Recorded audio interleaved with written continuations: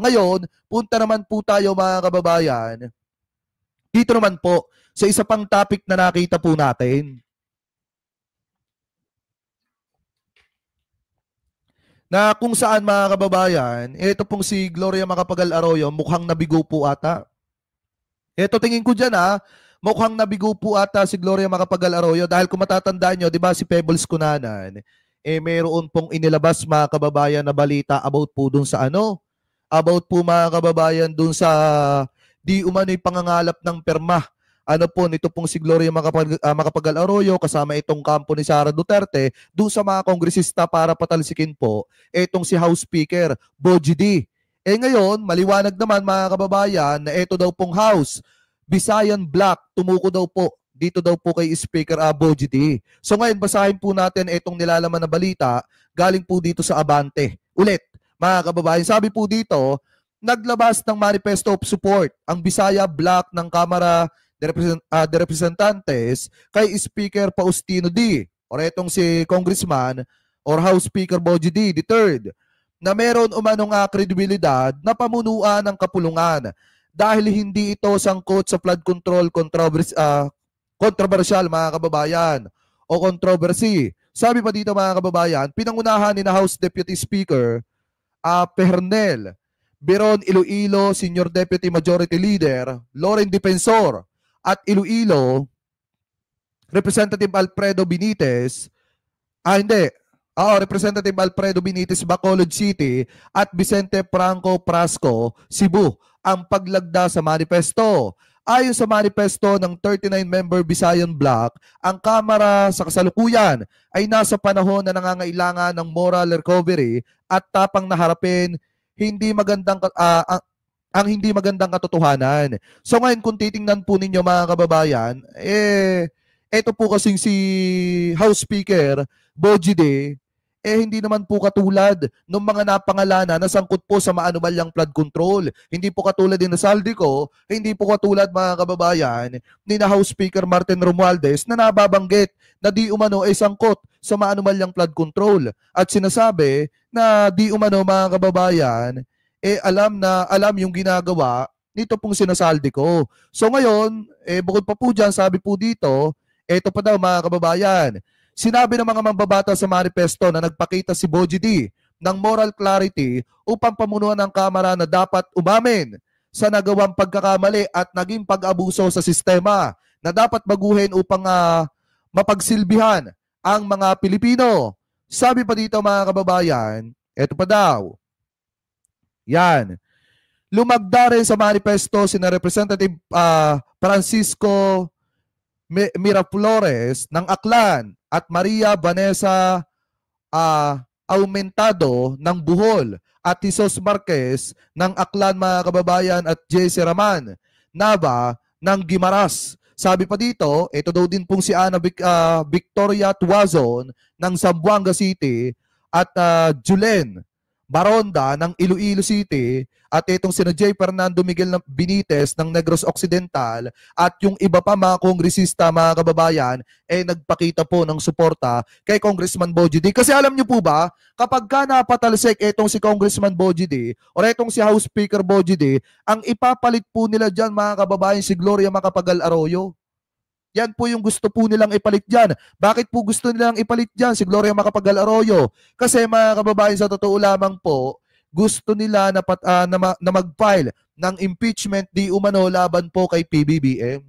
Para na sa ganon, pag na-impeach itong si PBBM, papaupuin po nila itong si Sara Duterte. Diba? Kung wala na silang magagawa para patalsikin ng presidente sa mga destabilization po nila at mga pag-rally-rally nila, ito po yung gagawin nila. Pagtungtong ng 2026, isasabay po nila yung pagpapile di umano sa mga magpapile ng impeachment laban po kay Sara. So ngayon sabi pa dito, nauna na ritong nagpahayag ng suporta kay De, ang 30 senador ng Metro Manila District Representative at 67 miyembro ng Mindanao Bloc at 39 na miyembro ng Northern Luzon Alliance at 44 na miyembro ng Party List Coalition Foundation Inc. Mga kababayan. So ganyan po karami ang mga kongresista na nagpakita ng suporta sa pamumuno po ni House Speaker Boji D, mga kababayan. Kasi nga, kung titingnan po talaga natin, hindi lang si Presidente yung gusto nilang patalsikin. Ang gusto po nilang patalsikin talaga, una, si Boji D. Pag napatalsik nila si Boji D, maalwa na po sa kanilang gawin lahat ng gusto nilang gawin kapag ka naging speaker ito pong si Gloria Macapagal Arroyo. Yan po yung katotohanan dyan. Kaya nga po kung titingnan natin, mga kababayan, pati yung pagbisita ni Presidente, ano po, doon po sa mga sundalo, binibigyan po ng kulay. Katulad na lamang, mga kababayan, sinasabi na may kinalaman daw po, sinasabi ng mga DDSet na may kinalaman daw po sa destabilization, yung pagbisita ni Presidente, mga kababayan, doon daw po sa ating mga sundalo or doon sa ating mga militar. Ngayon, sinagot po yan ng palasyo. Ano po yung sabi ng palasyo, mga kababayan? Ayon po sa kanila, ito daw pong pagbisita ni PBBM, ang source po natin ito, yung Abante ha, yun po yung article na binabasa po natin. Yun daw pong pagbisita ni PBBM sa mga kampo ng militar, wala daw pong kinalaman sa sinasabing destabilization. So sabi po dito, eto ha, yan. Obligasyon ni Pangulong Ferdinand Marcos Jr. na bisitahin ang mga sundalo sa kampo. May issue man o wala. Kasi nga, mga kababayan, siya po yung Commander-in-Chief. Natural, karapatan naman ng Presidente, mga kababayan, at obligasyon din naman niya na alamin kung ano ba yung kalagayan ng mga kababayan Pilipino po natin na sundalo. Dahil alam naman po talaga natin, mga kababayan, kung ano po yung pang-araw-araw na pinagdadaanan po nila. So ngayon, sabi pa dito, mga kababayan, na ito pa daw. Ito ang depensa ng Malacanang sa puna ng mga kritiko na sunod-sunod na pagbisita sa mga kampo at pakikipagkita ng Pangulo sa mga grupo ng mga sundalo nitong mga nakalipas na linggo sa kasagsagan ng mainit na ugong-ugong ng destabilization. Ayon kay Palace Press Officer Atty.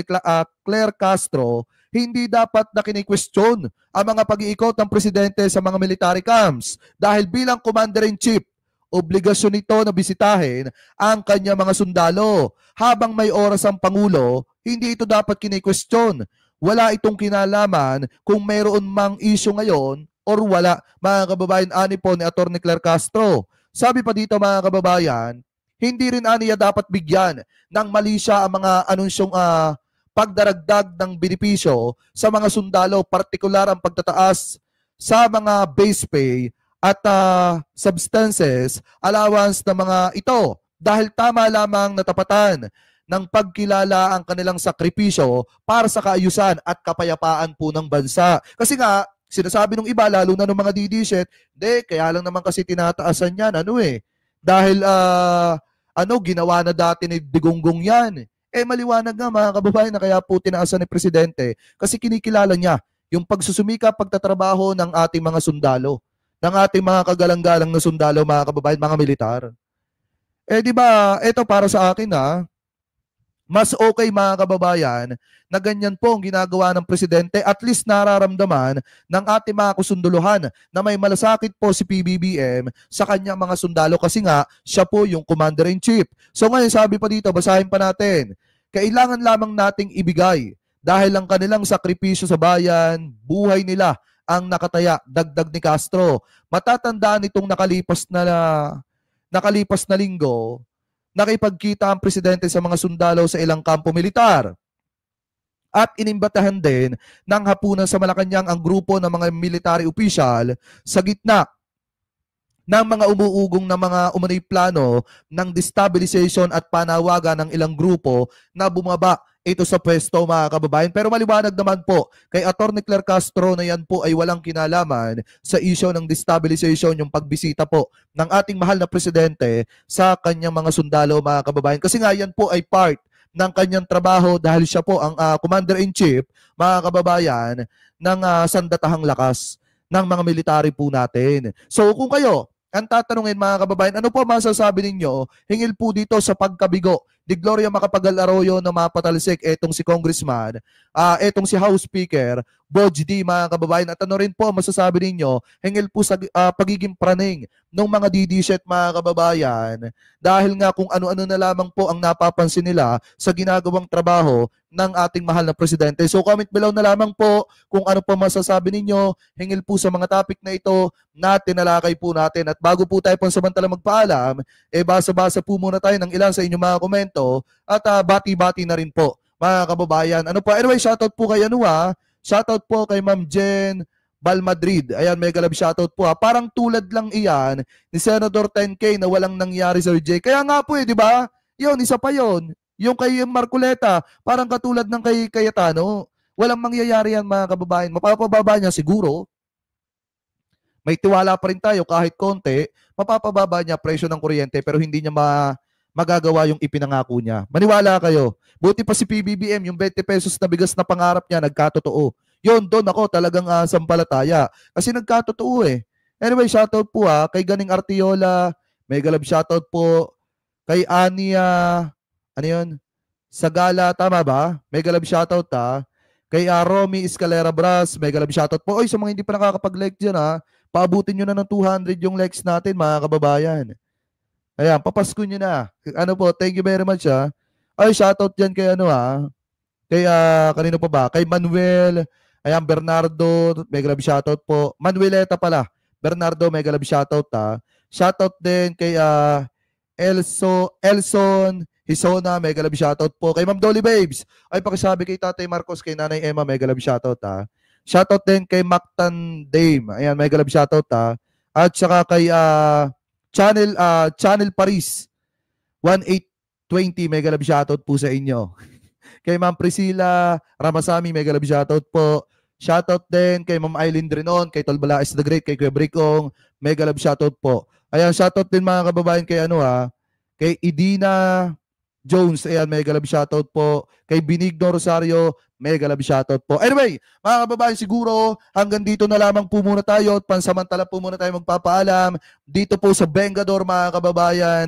At bago po tayo pansamantala magpaalam, nais ko lamang po magpasalamat sa lahat ng Team Replay na hindi po nakakalimutan mag-iwan ng inyong mga komento, mag-like ng ating mga video dito sa Vengador at mag-subscribe dito po sa YouTube channel ng Vengador mga kababayan. Maraming salamat din sa lahat ng hindi nag-i-skip ng mga ads mga kababayan dito po sa Vengador. Thank you po. Ingat po kayo palagi. God bless po. Maraming salamat po sa inyo mga kababayan.